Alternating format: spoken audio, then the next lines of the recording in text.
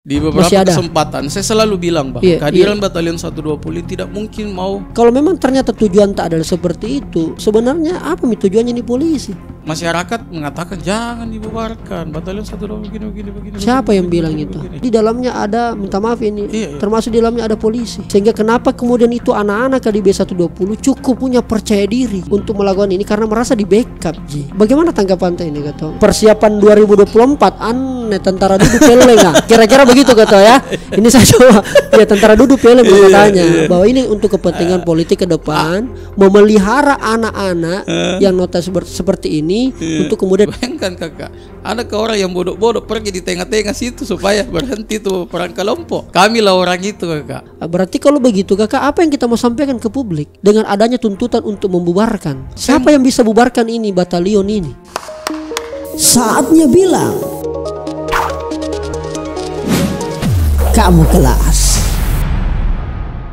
Halo Cika, kembali lagi di Kamu Kelas Podcast bersama saya Rijal Jamal. Merespon isu publik akhir-akhir ini khususnya di Kota Makassar, Sulawesi Selatan terkait dengan banyaknya kejadian-kejadian yang kemudian memancing para netizen dan warganet untuk berkomentar, yaitu mengenai Ormas B120 atau Batalion 120. Dan kemarin juga saya sudah undang Ketua BMI Kasul yang notabene mengawali pembicaraan itu dan mengangkat isu tentang B120 ini. Rasanya tidak afdal dan tidak adil kalau saya tidak memberikan hak jawab kepada teman-teman yang ada di Ormas Batalion 120. Dan hari ini sudah hadir Alena beliau, ketuanya langsung kita undang di sini, koordinator Dewan Komando atau apalah istilahnya, nanti akan beliau sama-sama kita minta klarifikasi dan penjelasannya. Pastikan nonton sampai akhir. Tetapi itu saya akan present beliau melalui sebuah pantun. Bunga mawar, bunga melati, lalu dipakai penari kolosal. Sungguh senang rasanya hati sudah datang Kakak Faisal. Dewan Komando. Terima kasih kakak. Luar biasa. Pak Beler baca dulu Pak Ketua. Luar biasa. Pak Ketua minta maaf saya ganggu waktu ini. Siap. Bukan berat, besar sekali hatiku untuk saya undang Ki. Siap. Setelah kemarin juga Kasul datang di sini. Dan minta maaf kesan netizen ini banyak sekali saya dicolek-colek. Jadi kadang-kadang enak juga saya tidak balas. Tapi saya tahu kapasitasku. Hal ini tentu ada hal yang internal yang mungkin banyak publik tidak tahu. Itu kenapa saya undang Ki. Kakak Faisal, seperti isu yang berkembang sekarang, dibubarkan saja itu Batalion 120. Tanggapan sederhana sebagai kita sebagai apa tadi? Dewan Komando. Dewan Komando, oke. Yang justru sangat sibuk memang kalau ada masalah anak-anak lagi nih. Tapi dibubarkan memang layak atau bagaimana? Sebelum jauh ke situ dulu kakak, saya tadi mau simpan ini. Saya bertemu dengan kita. Jadi lama sebenarnya, jadi saya mengidam-idamkan untuk ketemu sama kita. Siap, makasih banyak Ketua. Saya salah satu fans tak sebenarnya. Wih, subhanallah. Saya lupa tahun berapa itu kakak. Saya kebetulan pernah mengajar di kampus UIT. Pada saat itu teman-teman memakai kita sebagai talent. Betul. Di Hotel Maleo kalau saya tidak salah, pada saat itu masih membawa Ambo Indo. Betul. Tidak lama setelah itu kita kemudian bertemu. Saya melihat penampilan tak lagi pada saat pelantikan Imran Eka Saputra menjadi KNP. Ketua KNP. Kebetulan kita sama-sama pada saat itu menjadi pengurus. Tapi mungkin kurang familiar saya. Tapi saya lihat semua performanta. Saya melihat bahwa besar sekali potensi yang kita miliki. Tidak gampang orang bisa seperti kita kakak. Makanya saya sebenarnya fans tak. Luar biasa. Nah, berkaitan dengan Batalion 120 kakak, tadi disinggung kakak Dasum, Sul, BMI. Saya jujur kalau bicara tentang Kasul, saya juga pengagum beliau. Beliau sangat konsisten memperjuangkan sesuatu. Bahwa ketika kemarin Kasul mencoba untuk mengkritik kita, saya pikir saya ambil semboyan dari orang tua saya, dan hampir semua orang tua selalu bilang bahwa kalau misalkan masih ku tegur kok, masih ku peringatkan kok, berarti masih ku sayang kok. Betul. Mungkin Kasul pada posisi masih menyayang saya sebagai adiknya, sehingga masih ada kritik terhadap saya dengan Batalion 120. Sehingga saya tidak pernah di dalam media manapun menghujat balik ataupun mengatakan bahwa Kasul itu tidak senang sama saya dan lain-lain. Saya selalu menganggap bahwa beliau masih sayang kepada kami sehingga masih ada perhatian. Nah, kalau bicara tentang bagaimana membubarkan Batalion 120, saya pikir saya sangat rela membubarkan Batalion 120 kakak. Sangat rela membubarkan Batalion 120. Apapun itu ketika masyarakat yang bilang dan ketika misalkan kami sudah tidak dibutuhkan di masyarakat, Why not? Kenapa tidak kita bubarkan? Saya di Batalion 120 tidak pernah digaji, Kakak. Kami tidak pernah dikasih uang di sana. Dan kami hampir tiap malam, saya kebetulan kita sudah berkeluarga, meninggalkan anak istri hanya untuk bergaul dengan adik-adik, memastikan bahwa adik-adik ini tidak berlaku nakal di Kota Makassar, khususnya di malam hari, karena tingkat kejahatannya kan kadang biasa di malam hari. Betul. Nah, kalau dibubarkan ya tentu lebih ringan lagi kerjaku. Tapi ada satu hal yang harus saya tinggalkan. Apa itu? Bagi saya berbuat baik untuk Kota Makassar ini akan hilang. Itu yang saya pikir barangkali yang agak-agak merasa ada kehilangan dalam konteks untuk berbuat baik. Tapi saya yakin bahwa dimanapun tempatnya, kapanpun, selalu ada ruang untuk berbuat baik tanpa harus di Batalion 120. Baik, Kakak Isal, saya coba flashback. Batalion 120 masih teringat dan terekam jelas di ingatan publik. Ini bentukan, minta maaf kalau saya harus katakan, mohon diklarifikasi kalau saya salah. Ini adalah bentukan Forkopimda. Ada unsur-unsur Forkopimda di sana dan dihadiri oleh Pak Wali Kota Makassar, Pak Dhani Pomanto pada saat deklarasi atau pelantikan. Yang kemudian salah satu tujuannya adalah ingin menyadarkan anak muda dari banyaknya tindakan kriminal seperti tawuran, seperti juga ingin menekan angka kriminal di Kota Makassar yang notabene selama ini mungkin banyak yang bergabung di B120 itu adalah pelaku. Tapi dengan adanya ormas ini ada penyadaran, justru inilah yang kembali menekan. Itu pembacaan publik, Kakak. Demikianlah memang B120? Yes, pertama-tama kalau kita bicara tentang Forkopimda, sesungguhnya B120 lebih cenderung aktif di dalamnya pada saat itu adalah Pak Budi. Pak Kapolres ya? Mantan Kapolres. Mantan Kapolres ya. Brigjen Budi Haryanto. Jadi pada saat beliau datang ke Makassar untuk menjadi Kapolres pada saat itu, kebetulan ada orang yang merekomendasikan untuk bertemu dengan tokoh-tokoh yang ada di Kota Makassar. Nah, khusus untuk tokoh pemuda, saya salah satu orang yang direkomendasikan untuk ditemui. Nah, pada saat ketemu, saya kemudian bicara tentang gagasan-gagasan. Ya tentu kan kalau kita jadi pemuda di Kota Makassar, apalagi sudah direkomendasikan untuk ketemu, gagal bagi saya kalau tidak ada gagasan yang kita mau sodorkan. Nah, akhirnya pada saat itu saya bilang dengan Pak Budi, Bang, jujur saja angka kriminal di Kota Makassar ini memang tinggi. Kemudian itu didominasi oleh anak-anak muda yang selalu melakukan tindakan tawuran, begal, dan lain-lain. Pun demikian ketika misalkan saya masih menjadi mahasiswa, saya ada di dalam satu forum yang menghadirkan banyak mahasiswa di berbagai kota di Indonesia. Saya kadang iseng bertanya, kalau saya bilang bro Makassar dan anak mudanya, apa yang terlintas di kepalanya teman-teman? Teman-teman perwakilan mahasiswa sekota Makassar ya hampir semua sepakat bahwa Makassar kota yang keras. Kalau kita bicara tentang pemudanya, di sana ada banyak tawuran, perang kelompok, begal, dan kemudian ketika misalkan aksi atau demonstrasi, bakar ban dan lain-lain. Akhirnya kan konotasinya negatif. Nah, pada saat itulah saya bilang saya harus punya tugas berat sebagai orang yang besar, lahir, SD, SMP, SMA, semua di dalam lorong. Jadi saya itu mulai dari SD sampai SMA itu sekolahku di dalam lorong semua, bukan di pinggir jalan. Nah, saya bilang ini harus menjadi tugas saya untuk kemudian merubah persepsi itu. Nah, sekembalinya saya dan kemudian disambut dengan pertemuan Pak Kapolres. Saya bilang, Bang, itu menjadi PR. Dan kemudian saya memberikan gambaran konsep oleh Pak Budi. Lalu kemudian Pak Budi bilang, kalau gitu hadirkan saya teman-temanmu yang kau bilang adalah mantan pelaku kriminal. Hadirkan itu, lalu kita kemudian mencetuskan ada output yang keluar dari situ. Dari pertemuan itu? Ya, pertemuan itu. Nah, kemudian Pak Budi menghubungi Bapak Wali Kota. Pada saat itu kita buat dalam bentuk dialog. Jadi kurang lebih ada 300 mantan pelaku kriminal jalanan di Baruga Angin Mamiri pada saat itu. Akhirnya kita sepakatlah Bang Budi untuk membentuk Batalion 120 itu.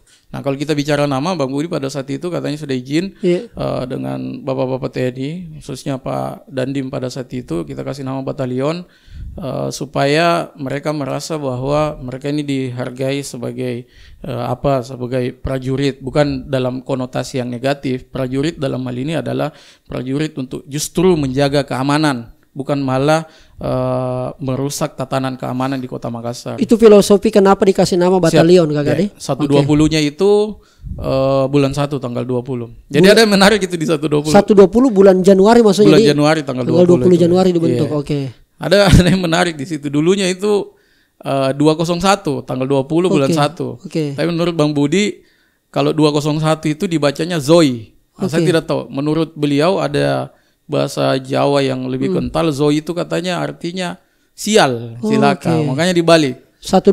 Ya, baik. Jadi duluan bulannya. Nah, terus kemudian Kak viral lah ini B120 karena sudah dibentuk dan sebagainya, termasuk ada deklarasi dan sempat beberapa kali itu publik menangkap ya kejadian di lapangan dan sebagainya yang geber-geber motor lah apalah segala macam dan sebagainya. Terus yang mulai viral itu adalah ketika sekretariat yang di jalan 40.000 korban 40.000 jiwa dan ditemukan banyak benda-benda busur lah dan sebagainya. Apa yang Anda mau katakan di sini, Kakak Faisal, soal itu? Sebenarnya itu sudah clear lama dan kemudian diangkat. Tapi yang pasti bahwa saya lihat dari perspektif hukumnya aja, itu kan lebih realistis kalau kita bicara tentang perspektif hukum. Jadi sesungguhnya memang pada saat itu ada anggota kepolisian dari Polda yang lewat di depan sekretariat, yang namanya sekretariat kita kan sering ngumpul-ngumpul, Kakak. Sekretariat melihat banyak orang, kemudian dilakukanlah penggeledahan. Nah, saya tidak jadi masalah. Kita kan ini sepakat bahwa mengamankan Kota Makassar itu tentu hal yang utama, sehingga apa yang dilakukan dalam bentuk antisipasi terhadap gangguan ketertiban dan keamanan masyarakat itu harus dilakukan. Jadi tidak jadi masalah. Akhirnya teman-teman diperiksa semua, sampailah ke atas di lantai 2 sekretariat kami ditemukanlah busur tersebut. Tapi yang saya mau bilang bahwa ke-43 anak-anak yang ditahan di Polsek pada saat itu besoknya itu dilepas. Nah, ada banyak isu yang berseliweran. Katanya kita dilindungi dan di backup, dan kemudian bahkan ada pencopotan kanit pada saat itu yang viral. Kan? Yang ditalo, yang talo Pak Faisal, yang namanya juga sama dengan saya. Bukan saya disandingkan Faisal yang mana yang lebih bagus ini. Tapi yang bisa saya pastikan dalam perspektif hukumnya bahwa tidak ada satupun anak-anak yang dalam penguasaan benda tajam. Jadi benda tajam yang didapat itu Kakak itu di dalam gudang kami, di dalam satu kamar di sekretariat. Kenapa kami disimpan di sekret itu, Kakak? Persyaratan untuk masuk di Batalion 120 adalah memberikan busurnya kepada kami, pangkanya atau alat-alat perang yang selama ini mereka pakai pada saat melakukan kejahatan. Disimpan di situ. Disimpan di situ dan kami secara berkala menyetor itu ke pihak kepolisian. Jadi sebelumnya itu ada 3 kali dalam setiap bulan kita menyetor ke Polres. Kami mengumpulkan di tempat itu untuk kemudian disetor. Sesungguhnya karena itu hari malam minggu, sebenarnya hari Seninnya itu sudah disetor. Jadi sudah kita setor. Jadi bukan untuk dipakai, hanya untuk disimpan lalu disetor. Nah, ini disclaimer dari Pak Faisal, Kakak Faisal langsung Pak Ketua, supaya ini bisa clear dulu di awal, Kakak. Nah, lalu kemudian saya juga mendengar isu bahwa di B120 ini isi-isinya atau orang-orang di dalam, entah itu Dewan Penasehat apakah segala macam, itu termasuk ada berbagai macam unsur. Termasuk di dalamnya ada, minta maaf ini, termasuk di dalamnya ada polisi. Anda bisa ini isu yang saya dengar. Apakah kemudian, maka saya langsung mau konfirmasi ke kita. Sehingga kenapa kemudian itu anak-anak di B120 cukup punya percaya diri untuk melakukan ini karena merasa di backup dan sebagainya. Ada tuh yang anggota tak di dalam. Bagaimana tanggapan Anda ini, Kata? Siapa ini orang di B120 siapa ini anak-anak di dalam? Termasuk mulai dari apakah yang pasif tuh bukan pengurus harian lah apa segala macam. Jadi di Batalion 120 kalau kita bicara dalam komposisi struktur tidak ada sama sekali anggota di dalam. Anda bisa pastikan itu, Kakak? Oke. Pasti. Kecuali Dewan Pembina karena kan Dewan Pembina itu kan 3 ini Pak Dandim, Pak Kapolres, dan Pak Wali. Pak Wali Kota, dengan kapasitas jabatannya sebagai Wali Kota. Kapolres dan juga Dandim, Berarti bukan kapasitas pribadi. Berarti Kapolres yang sekarang juga ini secara ex officio Iya.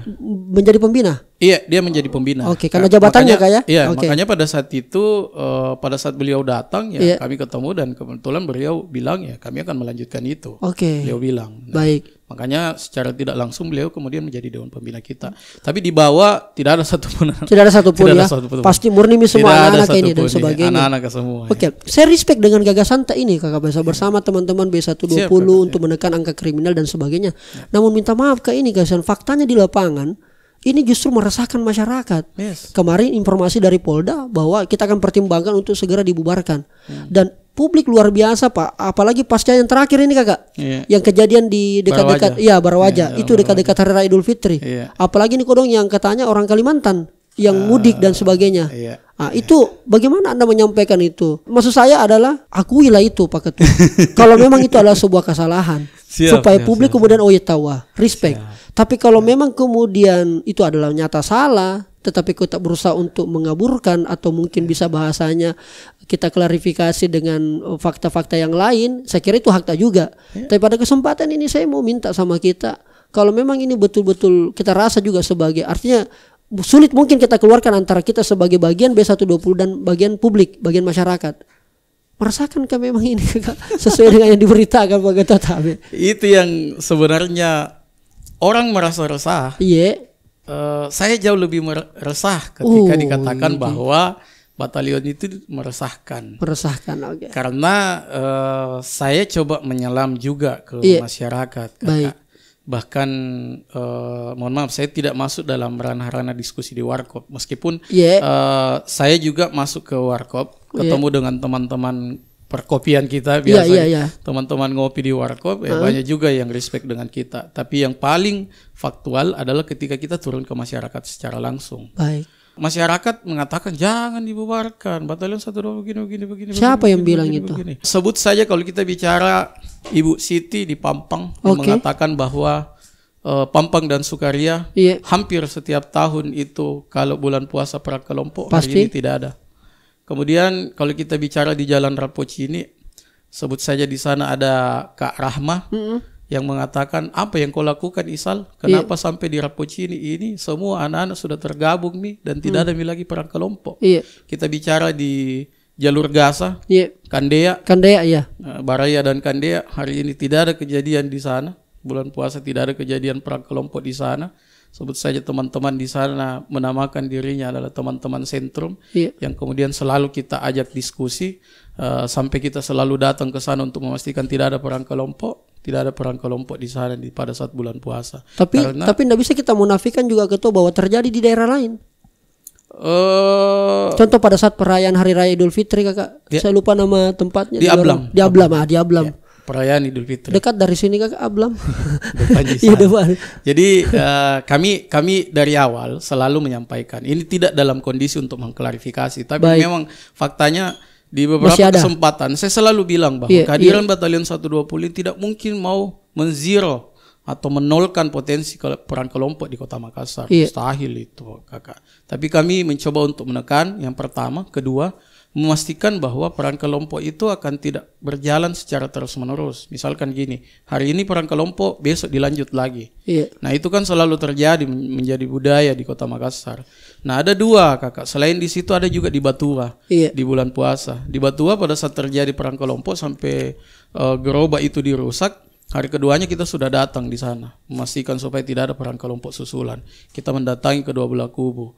Akhirnya tidak ada perang kelompok susulan, kecuali yang di Ablam ya. Karena di Ablam itu sudah santer nih kemarin ini batalion 120 katanya mau dibubarkan akibat kejadian itu. Tapi kami tetap monitoring di sana, alhamdulillah hari ini tidak terjadi. Jadi sedikit meluruskan Kakak, dari dulu memang saya selalu bilang bahwa tidak mungkin kami mau menghapus itu. Karena bisa jadi ada perang kelompok yang sifatnya kondisional, insidensial.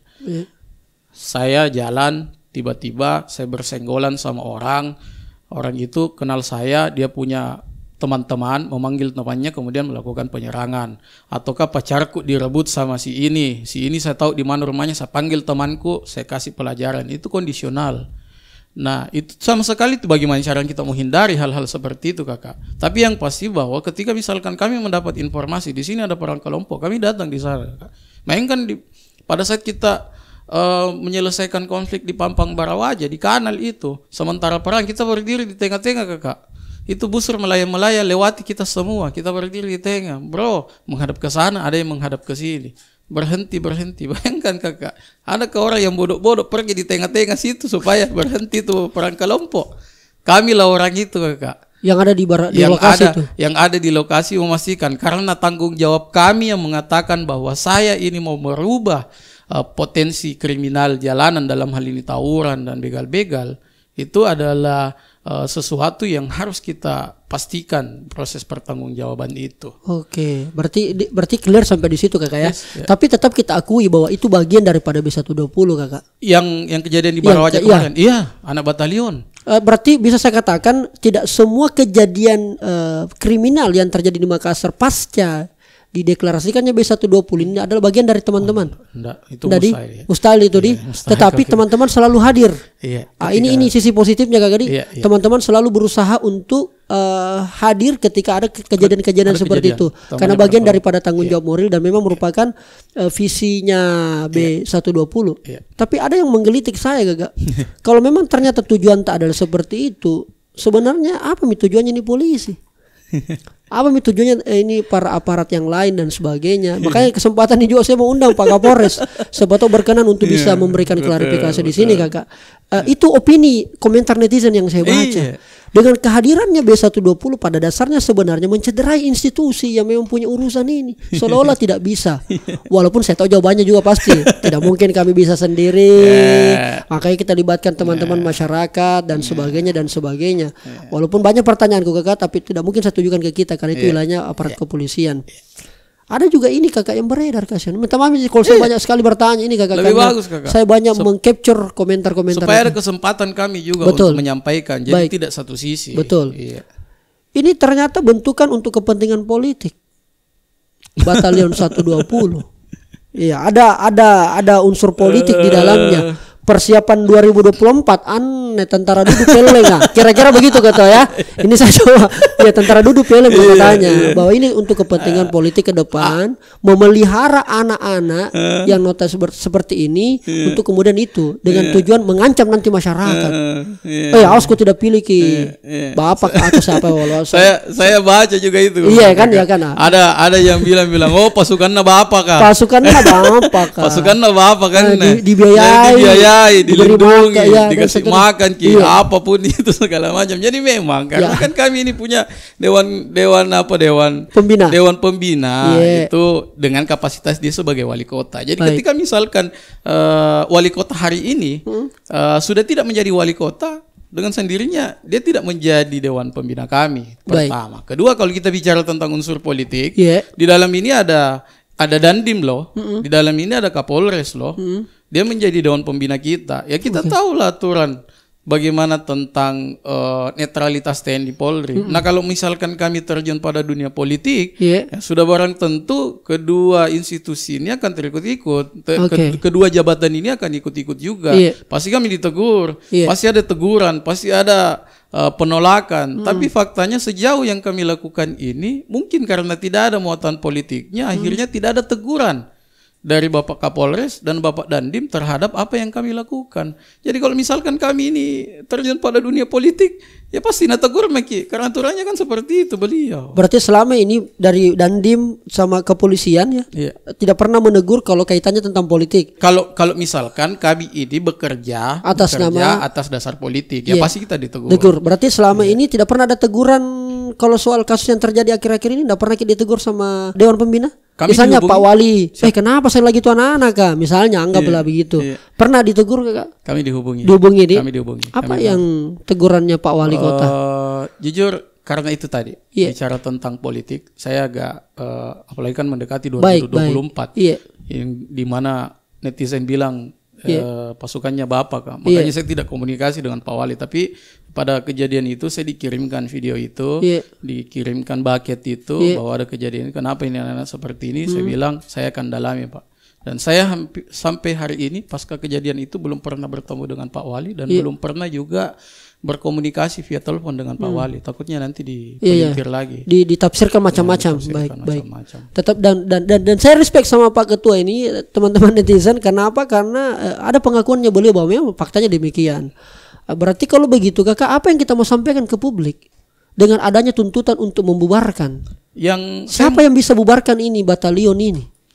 Ya tentu pemerintah. Berarti jelas ini kita kan berizin. Oh, ada izinnya? Iya. Terdaftar di Kesbangpol atau apa? Kesbangpol menguruskan kami untuk pendaftaran ke Kemenkumham. Karena kan sekarang tidak bisa langsung pergi ke Kesbangpol. Dulu Kesbangpol yang kita punya notaris dan lain-lain itu kan bisa dicabut. Nah, cuman kan yang saya mau bilang terkait dengan Batalion 120 ini Kakak. Ke publik? Ke publik. Kan sebenarnya pola perekrutan kami itu ada 3. Wah. 3 kelompok pemuda yang kemudian kita lakukan perekrutan. Kelompok pertama adalah anak-anak yang berpotensi untuk melakukan tindakan kriminal. Kelompok kedua adalah anak-anak yang hari ini masih eksis melakukan tindakan kriminal. Dan yang ketiga adalah anak-anak yang sudah tobat, anak-anak ex pelaku kriminal jalanan. Bagi anak-anak yang berpotensi untuk melakukan tindakan kriminal, kami mengedukasi mereka agar tidak sampai terjun pada dunia-dunia kriminal. Dalam bentuk apa edukasinya Kakak? Kami menyampaikan langsung. Jadi ex pelaku kriminal inilah yang kemudian mengedukasi anak-anak ini.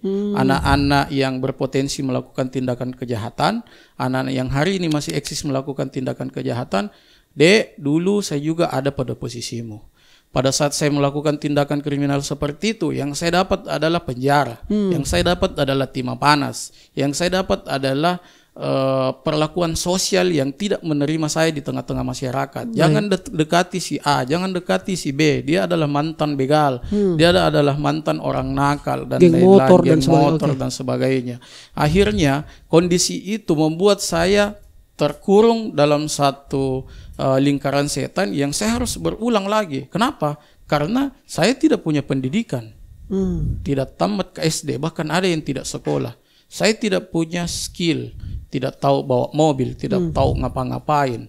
Dan kemudian jangankan di keluargaku, masyarakat saja tidak menerima saya.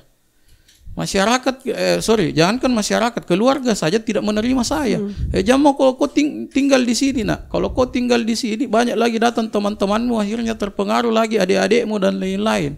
Bayangkan bagaimana terkurungnya mereka dalam kondisi seperti itu. Akhirnya apa? Jalan satu-satunya adalah kembali melakukan tindakan kriminal itu. Makanya Batalion 120 kemudian hadir menjadi wadah untuk mengambil mereka, lalu kemudian kita berupaya untuk mencarikan solusi dalam mencarikan pekerjaan misalkan. Jadi ada beberapa residivis yang hari ini, dulu kalau kita tahu orang ini pernah melakukan pembakaran rumah ibadah karena disuruh katanya, hanya karena untuk bisa mendapatkan uang 1 juta. Pernah melakukan begal-begal, di kakinya ini sudah ada, kiri kanannya ini sudah 3 tembakan. Kami mencarikan solusi, akhirnya beberapa teman sudah kita dapatkan pekerjaan, entah itu dia menjadi petugas kebersihan, koordinator petugas kebersihan dan lain-lain. Nah, karena mereka merasa berhutang kepada kami hanya minta satu, yakinkan semua anak-anak yang di Batalion 120 dengan 2 kategori tadi yang berpotensi untuk melakukan kejahatan ataukah masih terjun dalam dunia kejahatan, untuk mereka sadar sama seperti kau, apa hal-hal negatif yang selama ini kau dapatkan dalam membuat kejahatan seperti itu, sampaikan kepada mereka agar mereka kemudian berubah, yang berpotensi tidak melakukan tindakan itu, Kakak. Baik. Nah, alhamdulillah kami menganggap bahwa sangat efektif. Bayangkan Kakak, jadi ada beberapa klaster kenapa mereka melakukan kejahatan, Kak. Saya selalu sampaikan, salah satunya adalah persoalan pendidikan, persoalan ekonomi, persoalan kondisi sosial kemasyarakatan yang tidak menerima mereka. Akhirnya mereka melakukan tindakan kejahatan, Kakak. Itulah yang menyebabkan ya? Iya, makanya ada memang itu, Kakak. Orang kodong melakukan kejahatan karena tidak bisa makan, Kakak. Terpaksa. Dia pada saat kecil sudah dititip sama orang tuanya. Ya malum lah, dulu kan banyak, bahkan sampai sekarang banyak orang yang hamil di luar nikah. Akhirnya ketika dia hamil, simpan di kakeknya, neneknya, tantenya, ataukah orang tidak dikenal, simpan saja di situ. Pada suatu ketika neneknya barangkali sudah tidak mampu menahan, sudah diusir. Dia mau kemana? neneknya tidak mampu untuk menyekolahkan mereka. Mereka tidak punya skill, yang ada hanya bergaul saja begitu terus, tidak ada perubahan. Akhirnya terjun. Tapi yakinlah kakak, saya selalu bilang bahwa dimanapun setiap manusia tidak ada yang ingin berbuat jahat. Tidak ada manusia yang ingin berbuat jahat kakak. Kadang kondisi lah. Makanya hari ini saya kemudian bilang bahwa mudah-mudahan Batalion 120 ini lahir menjadi kondisi, membuat satu kondisi tertentu untuk menerima anak-anak ini yang pada sisi yang berbeda dia mendapatkan kondisi untuk melakukan kejahatan. Batalion 120 adalah wadah untuk mengkondisikan mereka untuk tidak berbuat kejahatan lagi kembali kakak. Bayangkan kakak, bagi anak-anak yang tidak sering makan begitu, hampir 100-an di sekret itu setiap hari kita kasih makan kakak. Dari mana dananya itu kakak? Dananya dari Kapolres. Kapolres itu aktif memberikan kita. Terakhir waktu kasus yang pertama dikatakan bahwa kami banyak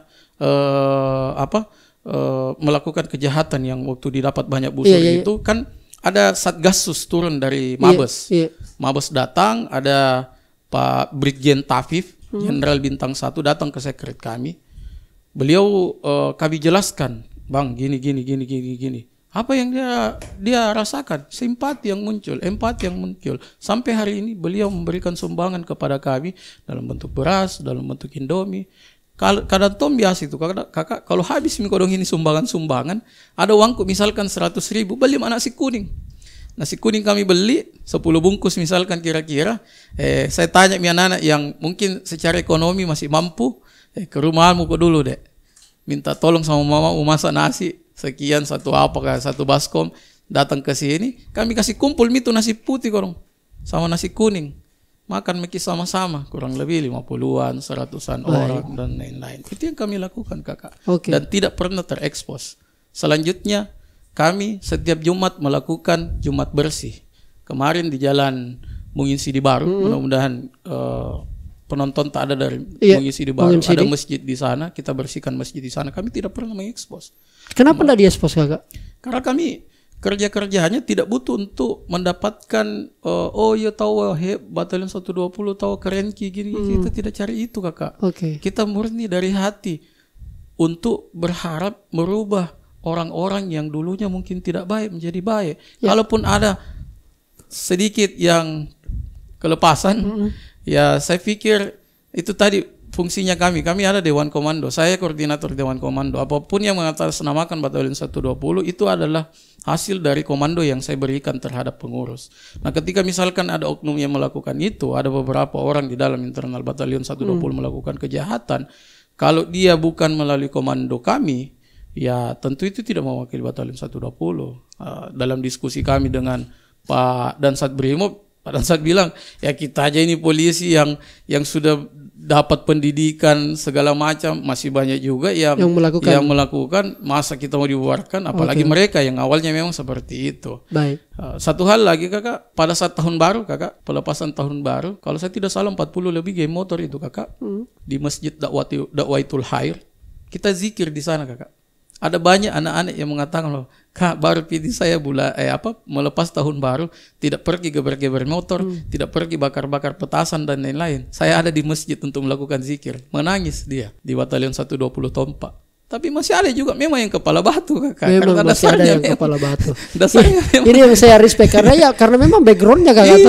Dan teman-teman sekalian netizen, bahwa ternyata tadi sudah kita dengar bagaimana, bukan klarifikasi tapi menjelaskan bagaimana Batalion 120 secara utuh ya. Karena beliau adalah koordinator Dewan Komando, bahwa memang tujuannya untuk itu.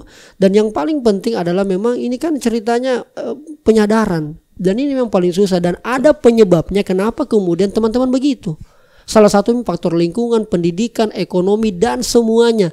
Dan itulah kemudian yang bisa menyebabkan orang melakukan tindakan kriminal. Nah inilah yang saya tahu teman-teman netizen ini punya penilaian, punya persepsi. Dan saya kira itu ada hal yang sangat kita berikan kebebasan, karena semuanya punya kebebasan berpendapat dan berekspresi. Namun tentu kakak Isal, yang kita sampaikan ini akan menjadi rekam jejak akan menjadi jejak digital. Siap, Kakak. Ya notabene apabila kemudian nanti ada sesuatu di luar sana Kakak Isal yang kemudian tidak sesuai dengan apa yang kita sampaikan, maka saya lah juga orang yang pertama bersama teman-teman Dewan Komando yang akan saya tegur juga Kakak, karena bagian sudah pernah kita datang di sini. Berarti sama sekali tidak ada kaitannya dengan politik, bukan pesanan dan seterusnya. Dan kalau tadi sudah jelaskan bagaimana kemudian mereka secara operasional organisasi ada pendanaan, diberi makan dan sebagainya jelas ya. Dan yang paling penting, kalau saya mau menyimpulkan bahwa apakah itu akan dibubarkan atau tidak, ya tentu ada hal yang lebih berwenang untuk itu. Dalam hal ini aparat atau mungkin kaitannya dengan urusan administrasi ya, Kementerian Hukum dan HAM. Dan saya kira barangkali Kakak izin, tidak mesti harus hal yang sifatnya formal. Ketika saya turun ke masyarakat dan masyarakat mengatakan mungkin lebih bagus kalau kalian dibubarkan, saya akan membubarkan diri. Bubarkan itu Karena saya bilang tadi masih banyak tempat untuk bisa melakukan hal-hal yang baik. Tidak mesti harus di Batalion 120. Ketika masyarakat sudah tidak menginginkan kita, ya baik, kami siap untuk dibubarkan. Baik. Artinya akhirnya sudah jelas. Keresahan saya juga sudah bisa dikatakan cukup terlampiaskan Kakak, karena kita tidak cerita orang, kita langsung cerita di depannya ini, kita tanya langsung sehingga kemudian bisa menjadi sesuatu informasi yang bisa kita menjadi bahan renungan, dan ini bisa dicontoh oleh teman-teman semua. Dan saya kira politisi perlu banyak mencontoh Kakak Isal ini, tahu iya, karena biasa kan teman-teman itu kan biasa baper kalau kemudian ada isu-isu, tapi Kakak Isal berani datang ke sini dan saya tanya-tanya langsung, dan mudah-mudahan bisa menjadi tambahan informasi buat kita semua. Kakak Isal, apa terakhir yang kita mau sampaikan ini kepada publik, terutama juga kepada teman-teman yang kadang-kadang memang kita bilang tadi masih kepala batu semua ini anak-anak kurang ajar ini, kira-kira begitulah mungkin bahasa-bahasa atau apa yang kita mau sampaikan, tahu mereka nonton ini. Pertama, saya mencoba untuk memberikan informasi bahwa kejadian di Barawaja itu sama sekali tidak melibatkan kita punya organisasi dalam hal kami memberikan instruksi, tidak ada, kami tidak mungkin melakukan hal itu. Kedua, mungkin ada orang yang tidak tahu bahwa dari 6 pelaku yang sudah ditangkap, 4 orang itu kami yang menjemput dan membawa ke kantor polisi untuk diserahkan. Apa yang saya mau sampaikan dalam hal itu adalah kami selama ini bermitra dengan kepolisian dan kami mendukung supremasi hukum, bahwa tidak ada orang yang melakukan kejahatan itu kebal hukum, sehingga kami yang kemudian membantu kepolisian untuk menyerahkan para pelaku ini yang masuk dalam daftar pencarian orang. Artinya apa? Orang yang mengatakan kami kebal hukum, sama sekali saya pikir itu hoax. Kenapa? Karena saya harus bilang anak-anak yang terdaftar sebagai anggota Batalion 120 per hari ini yang sudah mendaftar menjadi anggota Batalion 120 per hari ini sudah ada 12 yang mendekam di penjara. Itu karena bukan hanya kerja-kerja kepolisian, tapi bentuk kemitraan kami dengan kepolisian. Ketika polisi bilang kepada kami bahwa ada anak Batalion 120 yang melakukan pelanggaran pidana, ya kami mensupport supremasi hukum itu, penegakan supremasi hukum itu dengan membantu kepolisian untuk mencari pelaku. Kakak, saya harus bilang dulu pernah ada kejadian di Landak, di mana ada orang melakukan perampokan di dalam Indomaret, Kakak. Kepolisian pada saat itu meminta kami untuk mengidentifikasi siapa yang menjadi pelakunya. Kamilah yang kemudian mengidentifikasi pelaku itu, kami yang sampaikan di mana alamatnya dan lain-lain. Akhirnya hari ini orang tersebut mendekam di rutan. Kalau saya tidak salah, terakhir dia diambil di Polsek Rapocine. Saya mau memberikan pesan bahwa jujur kami adalah pelaku kriminal, mantan pelaku kriminal yang saat ini mencoba untuk berubah. Berikanlah ruang kepada mantan pelaku kriminal ini untuk berbuat baik. Karena kata kunci yang selalu saya sampaikan bahwa tidak ada orang yang mau menjadi tidak baik, tidak ada orang yang mau berbuat jahat. Tapi karena lingkungan yang menciptakan orang kemudian berubah menjadi jahat. Untuk itu berikan ruang bagi mungkin mantan pelaku kejahatan, bukan pelaku kejahatan ya, mantan pelaku kejahatan untuk melakukan hal-hal baik, supaya dia tidak kembali terjun pada dunia-dunia kejahatan lagi kembali. Makanya kami kemudian merangkum mereka semua untuk paling tidak terjun pada dunia itu lagi. Tapi tentu bukan hanya Batalion 120 yang punya tugas itu, punya tanggung jawab. Masyarakat secara umum juga punya tugas itu. Tapi saya mau bilang pada tempat ini, ketika misalkan ada anak Batalion 120 melakukan pelanggaran pidana, kasih tahu sama saya yang kemudian akan mencari mereka, membawa ke kantor polisi. Kalau perlu saya eksekusi dulu, baru saya bawa pergi ke kantor polisi. Kenapa? Karena itu sama halnya tidak menghargai kami. Kami yang sudah rekrut kok, kami yakinkan kok jangan berbuat jahat dan lain-lain. Tapi kalau mereka masih berbuat jahat, berarti patotai sama kami. Kami yang eksekusi. Tegas itu ya? Pergi kantor polisi. Itu tegas kan. Baik. Sebagai bentuk bahwa kami ini bukan anti pidana, Baik. tapi justru kami mendukung penegakan supremasi hukum di negara ini. Kakak. Luar biasa. Terima kasih banyak Pak Ketua. Siap, mudah-mudahan saya tahu masih banyak yang perlu kita ngobrolkan, tapi kita tunggu dulu respon netizen seperti apa. Dan insya Allah mudah-mudahan bantu juga saya kakak, mudah-mudahan bisa saya support juga, memberikan motivasi kepada anak-anak Katawa, karena ini bagian tugas dan tanggung jawab secara moral. Dan saatnya bilang kamu kelas. Thank you Kak Ketua. Terima kasih banyak kakak. Luar biasa. Saatnya bilang kamu kelas.